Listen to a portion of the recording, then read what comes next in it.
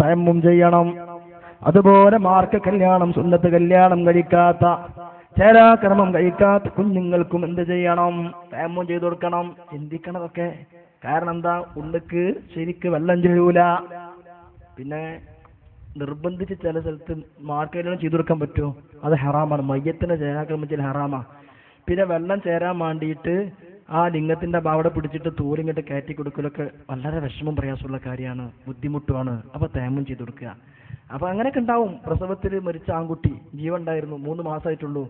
ആരാ തേമം ചെയ്ത് കൊടുക്കല്? തേമം ചെയ്ത് കൊടുക്കൽ നിർബന്ധമാണ്. പിന്നെ അങ്ങനെ ഇനി ഞാൻ പറയാൻ പോകുന്നത് ഈ ക്രമമാണ് സുന്നത്ത് മയ്യത്ത് കുളിപ്പിക്കേണ്ടത്. പ്രിയപ്പെട്ട സഹോദരിമാരെ, സഹോദരങ്ങളെ, ഹൈലുകാരിക്ക് നിഫാസുകാരിയായ ഹൈലുകാരിയായി മരിച്ചാൽ ഈ ഒരു കുളിമതി.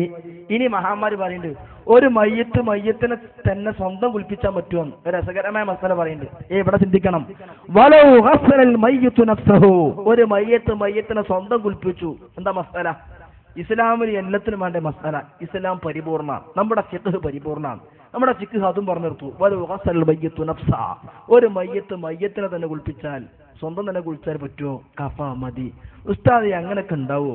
മയ്യത്തിനെ കുളിപ്പിക്കുണ്ടായി. കമാ വഖഅ ലി അഹ്മദ് അൽ ബദവി, മഹാനായിരുന്ന വലിയും സൂഫിയുമായിരുന്ന അഹ്മദ് ബദവി റളിയല്ലാഹു അൻഹു, ബദവി ഇമാം. എല്ലാവർക്കും അറിയാലോ ബദവി ഇമാമിനെ.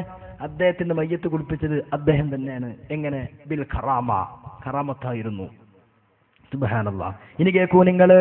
തിരുമുസ്തഫ മകൾ ഫാത്തിമ റളിയല്ലാഹ് മൗത്തെത്തിയപ്പോൾ തന്നെ സുബ്ഹാനല്ലാഹ് കുളിപ്പിച്ചു ബീവി തന്റെ സ്വന്തം നഫ്സിനെ. കണ്ടോ? ശരിക്കും കേൾക്കണേ. തിരുമുസ്തഫ മകൾ ഫാത്തിമ റളിയല്ലാഹ് മൗത്തെത്തിയപ്പോൾ തന്നെ സുബ്ഹാനല്ലാഹ് കുളിപ്പിച്ചു ബീവി തന്റെ സ്വന്തം നഫ്സിനെ. ഭർത്താവിനോട് വസിയത്തും ചെയ്തിങ്ങനെ, കാണിക്കുവാൻ പാടില്ല ഒരാൾക്കും എന്നെ, മൗത്തിന്റെ മുമ്പുള്ള ഇഷ്ടവും അതു തന്നെ. എന്റെ മയ്യത്ത് ആർക്കും കാണിച്ചു കൊടുക്കരുത്, സ്വന്തം മയ്യത്ത് കുളിച്ചും ചെയ്തു. അപ്പൊ ഫാത്തിമ ബീവിന്റെ മാത്രം പ്രത്യേകത. തിരുമുസ്തഫ മകൾ ഫാത്തിമ റളിയല്ലാഹ് മൗത്തെത്തിയപ്പോൾ തന്നെ സുബ്ഹാനല്ലാഹ് കുളിപ്പിച്ചു ബീവി തന്റെ സ്വന്തം നഫ്സിനെ. ഭർത്താവിനോട് വസിയത്തും ചെയ്തിങ്ങനെ. പണ്ഡിതന്മാർക്കിടയിൽ പല അഭിപ്രായങ്ങളും പല അറിവുകളും കേട്ടോ.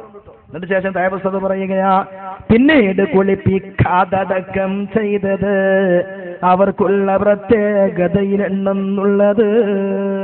പിന്നെ വേറെ കുളിപ്പിച്ചിട്ടില്ല. ഫാത്തിമാനെ കുളിപ്പിച്ചത് മാരി തന്നെ. അതൊക്കെ വലിയ വലിയ മഹാന്മാരുടെ ലോകല്ലേ. പിന്നീട് കുളിപ്പിക്കാതടക്കം ചെയ്തത് അവർക്കുള്ള പ്രത്യേകതയിലെന്നുണ്ടത്. ഇപ്പൊ ഞാൻ പറഞ്ഞു, എന്ത് ഹൈദ് പുറപ്പെട്ടാലും മനിയ പുറപ്പെട്ടാലും ഉസ്താദെ മയ്യത്തിനൊക്കെ കുളിപ്പിച്ച ശേഷം മയ്യത്തിന് മനിയ പുറപ്പെട്ടു, മയ്യത്തിന് സ്കരണം പുറപ്പെട്ടു, സ്കരണം ഉണ്ടായിരുന്ന മയ്യത്തിനെ വേറെ കുളിപ്പിക്കണോ? വേണ്ട. അത് ജീവനുള്ള ആളുകളോടാണ് അള്ളാഹുവിന്റെ ആ കൽപ്പന. ഒരിക്കലും തന്നെ കുളിപ്പിക്കുന്നവൻ നിയ്യത്ത് വെക്കും വേണ്ട.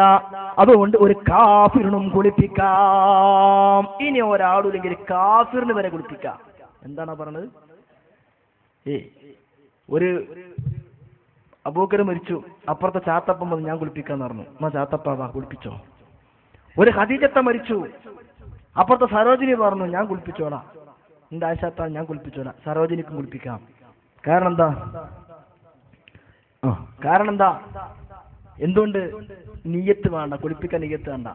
നിയ്യത്തില്ലാത്ത പ്രശ്നമല്ല. ഇപ്പൊ ഒരു ഹിന്ദുവായ ആണും പെണ്ണും ദമ്പതികൾ മുസ്ലിമായ രണ്ടാമത് നിക്കാഹ് കൊടുക്കണോ? വേണ്ട. എനിക്ക് ചിന്തിക്കണേ. ഒരു ഹിന്ദുവായ അല്ലെങ്കിൽ ക്രിസ്ത്യാനി അന്യ മതത്തിൽപ്പെട്ട ദമ്പതികൾ ഇസ്ലാമിക്ക് വന്നു, അവർക്ക് ഇനി രണ്ടാമത് നിക്കാഹ് വേണ്ട. അപ്പൊ അവർ ഉസ്താദെ പഴയ കാലത്ത് നിക്കാഹ് കഴിച്ച ഇസ്ലാം ആവണ്ട, നിക്കാഹിന് നിയ്യത്ത് നിർബന്ധമല്ല. അതുകൊണ്ട് അദംനാ നിക്കാഹഹു, ഇസ്ലാമിന്റെ മസല തന്നെ അങ്ങനെ തന്നെ ആവട്ടെ. അദംനാ നിക്കാഹഹു. അതുപോലെ തന്നെ ഹൈദുകാരിക്ക്, ജനാബത്തുകാരന്, നിഫാസുള്ളവൾക്ക് മയ്യത്ത് കുളിപ്പിക്കാൻ പറ്റുന്ന മാത്രമല്ല, കറാഹത്ത് പോലുമില്ല. കറാഹത്ത് പോലുമില്ല ഹൈദുകാരി കുളിപ്പിക്കണേ. അങ്ങനെ കാരണം എന്താ അറിയോ? ആയിഷബി പറയുന്നുണ്ട്, നബിതങ്ങളെ എന്റെ മടിയിൽ തല വെച്ച് കിടക്കുമ്പോ നബിതങ്ങളെ മുടി ഞാൻ ചീകി കൊടുത്തിരുന്നു, നബിതങ്ങളെ ഞാൻ വൃത്തിയാക്കി കൊടുത്തിരുന്നു. വാനഹായല്ലോ, എത്തരത്തിൽ എനിക്ക് അശുദ്ധിയാണ്, എനിക്ക് മനസ്സാണ്. അപ്പൊ ഞാൻ നബിതങ്ങളെ ശുദ്ധിയാക്കി കൊടുത്തിരുന്നു. അപ്പൊ ജീവനുള്ള ഒരാളെ മുടി ചെയ്യാനും വൃത്തിയാക്കി കൊടുക്കാനൊക്കെ അശുദ്ധിക്കാരിക്ക് പറ്റുമെങ്കിൽ മരിച്ചാൽ ഏതാനും പറ്റുമെന്നാണ് മഹാന്മാരെ പഠിപ്പിച്ചു തരുന്നത്. ഇങ്ങനെ കുളിയൊക്കെ കഴിഞ്ഞു, ശരിക്ക് തൂർത്തി ഇനി ചെയ്യാൻ പോകുന്നത് മയ്യത്തിനെ കഫൻ ചെയ്യാനാണ്. ഇതൊക്കെ കോംപ്രഹെൻസീവായി പറഞ്ഞ സമയം ഒരുപാട് പോകും, പ്രത്യേകം ശ്രദ്ധിക്കണം. ചുരുക്കി പറയാൻ, മയ്യത്തിനെ കഫൻ ചെയ്യാൻ പോവാൻ ശരിക്കും ശ്രദ്ധിക്കണം. പല നാട്ടിലും കുറേ രൂപത്തിലാണ്. ഞാൻ ഒരു സ്ഥലത്ത് മൂവാറ്റുപുഴ ചെന്നപ്പോൾ അവിടെ എല്ലാ പുരുഷന്മാർക്കും തലയെക്കെട്ട് കെട്ടി കൊടുത്തില്ലെങ്കിൽ അവിടെ അടിയും പിടിയാണ്. വല്ല കാള് ശരിയല്ല, എൻ്റെ വാപ്പക്ക് തലയെക്കെട്ട് കെട്ടി കൊടുത്തിട്ടില്ല, മറ്റാണോ മറിച്ചതാണ്, നീളം കുപ്പായിട്ട് കൊടുത്തിട്ടില്ല. ചിലയിടത്ത് തലയെക്കെട്ട് കെട്ടണം, ചിലയിടത്ത് നീളം കുപ്പായം വേണം, ചിലയിടത്ത് നീളം കുപ്പായം വേണ്ട. എന്നാൽ എന്താണ് ആ രൂപം ശരിക്കും മനസ്സിലാക്കണം. പെണ്ണുങ്ങളാണെങ്കിലും ശരിക്കും കോലം മനസ്സിലാക്കണം. ഇതിന് ശേഷം സംശയം ഉണ്ടാകാൻ പാടില്ല കേട്ടോ. മയ്യത്തെ കഫൻ ചെയ്യുമ്പോൾ കുളിപ്പിച്ച ശേഷമാണ് കഫൻ ചെയ്യേണ്ടത്. ശരിക്കും കുളിപ്പിച്ച ശേഷം കഫൻ ചെയ്യാം. ജീവിതകാലത്ത് ധരിക്കൽ ഹലാലായതുകൊണ്ട് ഒക്കെ മരിച്ചാൽ കഫൻ ചെയ്യും ചെയ്യാം. ജീവിതകാലത്ത് ധരിക്കൽ ഹലാലായ ഡ്രസ്സ് കൊണ്ട് ആ പാൻറ്റും കുപ്പായം ശരിക്കും അകത്ത് മറിച്ച് അങ്ങനെയാണെങ്കിൽ പറ്റും. ജീവിതകാലത്ത് ധരിക്കൽ ഹലാലായ ഏത് വസ്ത്രം കൊണ്ടും മയ്യത്ത് കഫൻ ചെയ്യാം, എല്ലാം ചെയ്യാം. പക്ഷേ ശരിക്ക് ചിന്തിക്കണം, ഭയങ്കര വില പിടിപ്പുള്ളത് പാടില്ല. കാരണം മണ്ണ് നുരുമ്പ് പോവല്ല. എന്തിനാ വെറുതെ പൈസ ദുർവ്യയം ചെയ്യുന്നത്? നുരുമ്പി പോവാനുള്ളതാണ്, അതുകൊണ്ടത് പാടില്ല. പിന്നെയോ ചായം മുക്കിയത് കറാഹത്താൻ. ചുവപ്പ് നിറവും കറുപ്പ് നിറവും മഞ്ഞ നിറവും നീല നിറവുമുള്ള കഫം പുടവ കറാഹത്താൻ. ആണാണെങ്കിലും പെണ്ണാണെങ്കിലും വെള്ള നിറത്തിലുള്ളതാണ് ഏറ്റവും പുണ്യമുള്ളതും ഏറ്റവും നല്ലതും. പിന്നെയോ സഹോദരങ്ങളെ, മയ്യത്തിന്റെ കഫൻ പുട എവിടെ നിന്ന് വാങ്ങണം, ആരെ ചെലവെന്ന് വാങ്ങണം, അതും പ്രത്യേകം പഠിക്കേണ്ട മസലയാണ്. ഈ മരിച്ച മയ്യത്തിന് സ്വത്തുണ്ട് എങ്കിൽ ആ മയ്യത്തിന്റെ സ്വത്തിൽ നിന്നാണ് കഫൻ പുടവക്കുള്ള ചെലവ്. കഫൻ പുട എന്നല്ല, മരിച്ച മയ്യത്തിനെ മറവ് ചെയ്യേണ്ട മുഴുവൻ ചെലവും, കഫൻ പൊടി മറ്റു ചെലവൊക്കെ മരിച്ച മയ്യത്തിന് സ്വത്തുണ്ടെങ്കിൽ ആ സ്വത്ത് എടുക്കണം. കേൾക്കണേ, മരിച്ച മയ്യത്തിന് സ്വത്തുണ്ടെങ്കിൽ ആ മയ്യത്തിന്റെ സ്വത്തുനിന്നാണ് മുഴുവൻ ചെലവ്. അപ്പൊ ഒരു പെണ്ണ് മരിച്ചു, ഒരു പെണ്ണ് മരിച്ചു, അതിന് കുറച്ച് പൈസയും പണമൊക്കെ ഉണ്ട്. പക്ഷേ ആ പെണ്ണിന് പുരാപ്പിളുണ്ട്, ഭർത്താവുണ്ട്, ഭർത്താവിന് സാമ്പത്തിക ശേഷി ഉണ്ടെങ്കിൽ അപ്പൊ പിന്നെ ഈ പെണ്ണിന്റെ സ്വത്തുനിന്നല്ല ഈ ഭർത്താവിന്റെ സ്വത്ത് നടക്കേണ്ടത്. എന്റെ ഭാര്യ മരിച്ചു, എന്റെ ഭാര്യക്ക് കുറെ സ്വത്തുണ്ട്, എന്നാലും ശരി എനിക്ക് സാമ്പത്തിക ശേഷി ഉണ്ടെങ്കിൽ എന്റെ ഭാര്യന്റെ കഫം പൊടി മരിച്ചാലുള്ള ചിലവൊക്കെ ഞാൻ എടുക്കുക. അതല്ലെങ്കിൽ പിന്നെ ഞാൻ മരിച്ചാൽ എന്റെ ബാപ്പിന്റെ ഏട്ടന്മാരൊക്കെ അവരെ ചെലവെടുക്കല്ല, എന്റെ സ്വത്തുനിന്ന് എടുക്കുകയാണ് അതിന്റെ കടമ. അപ്പൊ ഒരാൾ മരിച്ചാൽ അയാളെ സ്വത്തിൽ നിന്നാണ് ഈ കഫം പുടക്കും മറ്റുമുള്ള ചെലവെടുക്കേണ്ടത്. പെണ്ണാണെങ്കിൽ പെണ്ണിന് ഭർത്താവുണ്ട്, ഭർത്താവിന് നിവൃത്തിയുമുണ്ടെങ്കിൽ ഭർത്താവിന്റെ സമ്പത്തിൽ നിന്ന്, ഭർത്താവില്ല അല്ലെങ്കിൽ ഭർത്താവുണ്ട് പക്ഷെ പൈസ അല്ല, അപ്പൊ പിന്നെ ആ പെണ്ണിന്റെ സ്വത്തുനിന്ന്. ഇനിയോ അവരുമില്ലെങ്കിൽ മയ്യത്ത് പരിപാലനത്തിനായി വഖഫ് ചെയ്യപ്പെട്ട പൊതുസ്വത്തിൽ നിന്ന്. അങ്ങനെ പല നാട്ടിലുണ്ടോ. ഞങ്ങളുടെ നാട്ടിൽ മൊറയൂര് കഴിഞ്ഞ ആഴ്ച മരിച്ചു, മറവ് ചെയ്യണം, മയ്യത്ത് പിന്നെ കഫൻ ചെയ്യണം. എവിടുന്ന പൈസ അറിയോ? മയ്യത്ത് പരിപാലനത്തിന് മാത്രമായിട്ട് വഖഫ് ചെയ്യപ്പെട്ട ചില സ്വത്തുണ്ടാവും, അതിന്നെടുക്കണം വേറെ ഒന്നുമില്ലെങ്കിൽ. പിന്നെയോ എത്ര തുണിയിലാണ് കഫൻ ചെയ്യേണ്ടത്? പ്രിയപ്പെട്ടവരെ പ്രത്യേകം ചിന്തിക്കണം. 3 തുണിയാണ് കടമയായി വരുന്നത്. 3 തുണി. ഞാൻ ശരിക്കും പറയുമ്പോൾ ശരിക്കും ചിന്തിക്കണേ. 3 തുണി. ഈ മയ്യത്തിന് ഇഷ്ടംപോലെ കടണ്ട്, ഒരുപാട് കടണ്ട്. ആ മയ്യത്തിന്റെ മരിച്ചപ്പോൾ കുറച്ച് പൈസ ഉണ്ട്, പക്ഷെ 3 കഫൻ തുണി വാങ്ങിയാൽ, 3 കഫൻ പുട വാങ്ങിയാൽ കടക്കാർക്ക് കുറെ കടം കൊടുക്കാനുണ്ട്. കടക്കാരെ പറയണം, ഞങ്ങൾക്ക് ആ 3 കഫൻ പുടം കൂടി വാങ്ങണ്ട, ഞങ്ങൾക്ക് പൈസ തരാണ്ട് കുറച്ചും ഇങ്ങോട്ട് കൊണ്ടാന്ന് പറഞ്ഞാൽ ആ മയ്യത്തിന് ഒരു കഫൻ തുണിയിലെ മറവ് ചെയ്യാൻ പറ്റുള്ളൂ. ബാക്കി 2 കഫൻ പുടവന്റെ പൈസ, അതിന്റെ ആ പണം ഈ കടക്കാർക്ക് കൊടുക്കണം ഇസ്ലാം പഠിപ്പിക്കുന്നത്. അതുകൊണ്ട് ഒരു മയ്യത്തിനാകെ കടത്തിൽ മുഴുകിയാൽ, കടത്തിൽ കുടുങ്ങിക്കഴിഞ്ഞാൽ കടക്കാരാവശ്യപ്പെടുന്ന പക്ഷം ഒരു കഫൻ തുണിയിലാ മറവ് ചെയ്യാൻ പാടുള്ളൂ, ബാക്കി 2ഉം കടത്തിലേക്ക് തിരിക്കണം. ഒരു വസ്തുത. ഇനി മരിച്ച മയ്യത്തിന് സ്വത്തില്ല, വേറെ ആരുമില്ല, എന്നാൽ എന്ത് ചെയ്യും? മയ്യത്തിനെ മറവ് ചെയ്യാനും മയ്യത്തിനെ കഫൻ ചെയ്യാനായിട്ട് വഖഫ് ചെയ്യപ്പെട്ട സ്വത്തുനിന്ന് കഫൻ പോയി എടുക്കുള്ളൂ. അങ്ങനെ ആകുമ്പോൾ 1 എടുക്കാൻ പാടുള്ളൂ. അങ്ങനെ ആകുമ്പോൾ 1 പാടുള്ളൂ, 1 പാടില്ല. അത്ര ചിന്തിക്കണം. മയ്യത്ത് പരിപാലനത്തിന് വഖഫ് ചെയ്യപ്പെട്ട സ്വത്തിൽ നിന്നാണ് എടുക്കുന്നത് എങ്കിൽ ഈ മയ്യത്ത് കഫൻ ചെയ്യാൻ ഒരു തുണിയേ പറ്റുള്ളൂ. ഇതൊന്നും അല്ലാത്ത സന്ദർഭത്തിൽ ആകെ മൂടുന്ന കടമൊന്നുമില്ല. ഇങ്ങനെയൊക്കെ ആകുമ്പോ 3 കഫൻ തുണി. ഇന്ന് സാധാരണ നമ്മളെ നാട്ടിലൊക്കെ പുരുഷന്മാരെ, പെണ്ണുങ്ങൾ ഞാൻ പറയട്ടോ, പുരുഷന്മാരെ മറവിച്ചിൽ എങ്ങനെ 3 തുണി, അത് മതി, അത് മതി.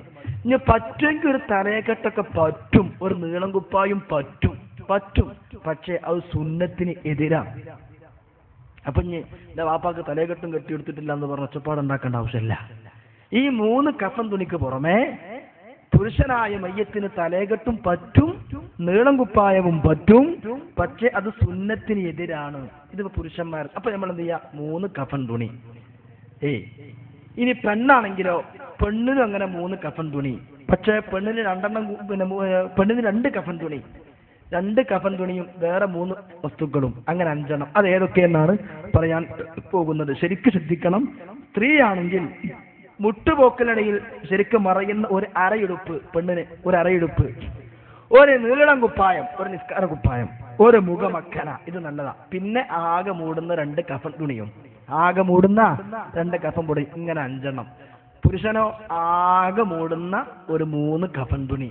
തലയെക്കെട്ടും നീളം കുപ്പായം പറ്റും, പക്ഷെ സുന്നത്തിനാണ്. പെണ്ണാവുമ്പോഴോ ആകെ മൂടുന്ന 2 കഫൻ തുണിയും പിന്നെ മുട്ടുപൊക്കിലിനിടയിൽ മറയുന്ന ഒരു അരയെടുപ്പും ഒരു നീളം കുപ്പായും ഒരു മുഖമക്കനയും.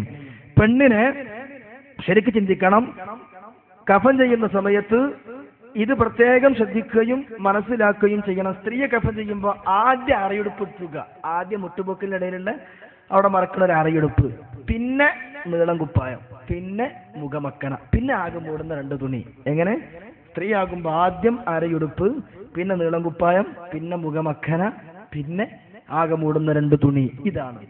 ഇതാണ് കഫൻ പുടവ. എങ്ങനെ പൊതിയേണ്ടത് ഒക്കെ കൂടി ഒരുപാട് വിശദീകരിച്ച് പറയാൻ സമയമല്ല. ഇത് 3ഉം ഈ ആണാവട്ടെ പെണ്ണാവട്ടെ അവർക്കുള്ള കഫൻ പുടവ മുഴുവനും കുന്തിരിക്കൊക്കെ പുകക്കൽ സുന്നത്താണ്.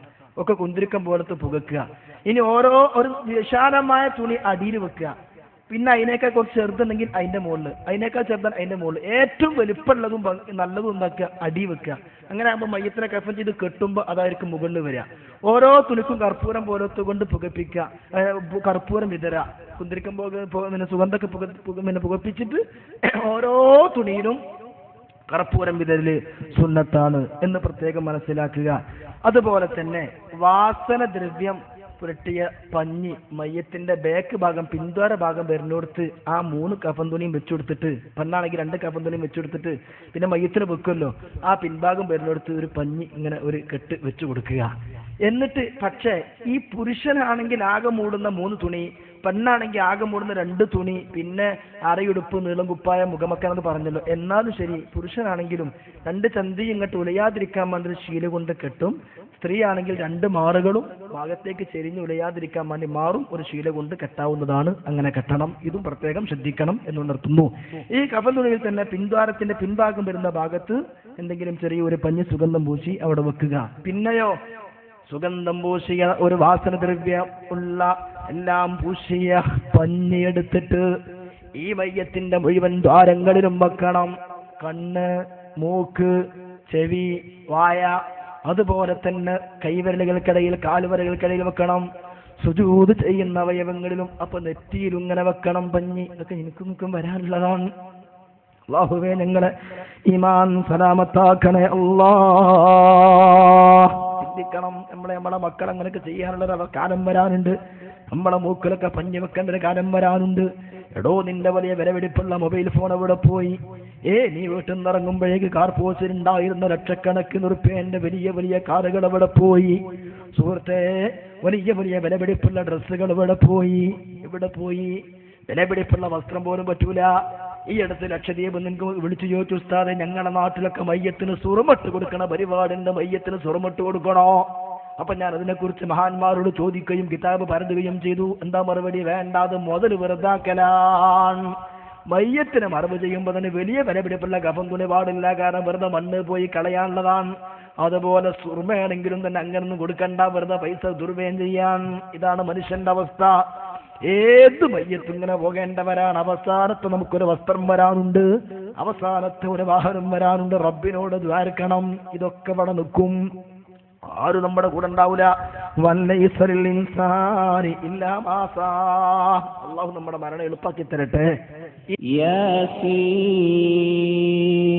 والقرآن الحكيم إنك لمن المرسلين على صراط مستقيم تنزيل العزيز الرحيم لتنذر قوما ما أنذر آباؤهم فهم غافلون لقد حق القول على أكثرهم فهم لا يؤمنون إنا جعلنا في أعناقهم أغلالا فهي إلى الأذقان فهم مقمحون وجعلنا من بين أيديهم سدا ومن خلفهم سدا فأغشيناهم فهم لا يبصرون وسواء عليهم أأنذرتهم أم لم تنذرهم لا يؤمنون إنما تنذر من اتبع الذكر وخشي الرحمن بالغيب فبشره بمغفرة وأجر كريم إنا نحن ഹജ്ജിനോ ഉംറക്കോ പോയി ഇഹ്റാം ചെയ്ത ഒരു പുരുഷൻ മരിച്ചാൽ ആ പുരുഷനെ കഫൻ ചെയ്യേണ്ട തല മൂടാതെ ഇങ്ങനെ ബാക്കി മുഴുവനും ഇങ്ങോട്ട് മറക്കുക. ഇവിടെ മറക്കാൻ പാടില്ല. കാരണം ഹജ്ജിനും ഉംറക്ക് ഇഹ്റാം ചെയ്താൽ തല മറക്കൽ പുരുഷന് ഹറാമാണ്. പിന്നെയോ ശരിക്ക് ചിന്തിക്കണം, സ്ത്രീക്കോ മുഖം മറക്കാൻ പാടില്ല. പെണ്ണിനെ കഫൻ ചെയ്യേണ്ടത് ഇങ്ങനെ ഇങ്ങോട്ട് മുഖം മറക്കാൻ പാടില്ല, കയ്യുറ ധരിക്കാനും പാടില്ല. മനസ്സിലാക്കണം. അപ്പോൾ ഹജ്ജിന് വേണ്ടി ഇഹ്റാം ചെയ്ത, ഉംറക്ക് വേണ്ടി ഇഹ്റാം ചെയ്താൽ ആ കഫൻ പുടവയിൽ കർപ്പൂരം പാടില്ല, സുഗന്ധദ്രവ്യം പാടില്ല, കുന്തിരിക്കം പുകക്കാൻ പാടില്ല. ഹജ്ജിന് ഉംറക്കോ ഇഹ്റാം ചെയ്ത് മരിച്ചാൽ അവരെ കുളിപ്പിക്കാനുള്ള, മയ്യത്ത് കുളിപ്പാക്കാനുള്ള വെള്ളത്തിലും കർപ്പൂരം പാടില്ല. എന്റെ ഉസ്താദെ, ഇഹ്റാം ചെയ്താൽ സുഗന്ധം ഹറാമാണ്. ഇഹ്റാം ചെയ്താൽ ആണാണെങ്കിലും പെണ്ണാണെങ്കിലും സുഗന്ധം ഹറാമാണ്, അത് പാടില്ല. ഇതും ചിന്തിക്കണം. പലപ്പോഴും ആരും ശ്രദ്ധിക്കാറില്ല. ഇത് ചിന്തിക്കണം. സുഗന്ധം പാടില്ല, കർപ്പൂരം പാടില്ല, അതുപോലെ തല മറക്കാൻ പാടില്ല. പെണ്ണാണെങ്കിലോ മുഖം മറക്കാൻ പാടില്ല. പിന്നെ കഫൻ ശരിക്ക് ചെയ്തു, ഇനി മയ്യത്ത് കൊണ്ടുപോവാൻ. ഞാൻ ചുരുക്കി പറയാൻ, ഇനി മയ്യത്ത് കൊണ്ടുപോകുമ്പോൾ ഇപ്പൊ മയ്യത്തെ ശരിക്ക് കഫൻ ചെയ്തു, ഇനി നിസ്കരിക്കാൻ വേണ്ടി കൊണ്ടുപോവാൻ.